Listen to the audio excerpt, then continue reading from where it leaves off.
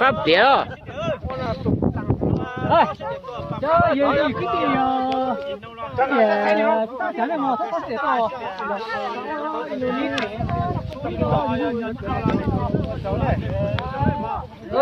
Phải tụ cá chủ.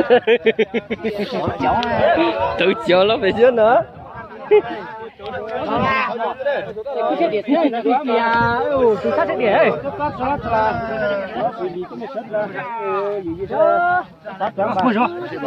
Rồi một rồi. Kìa. Đấy. Phân biệt chưa chưa. Được rồi.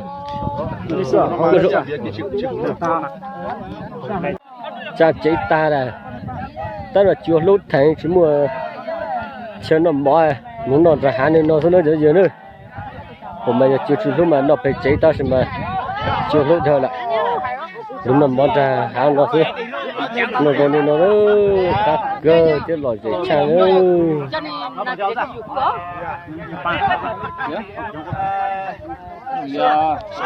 em mà cho bữa nay cho học cũng cho cả lứa sao để chơi cái này hôm nay tôi cho hai cũng cho Cây đi trong mà cây nó như thế cây đấy. cơ cái tôi xem này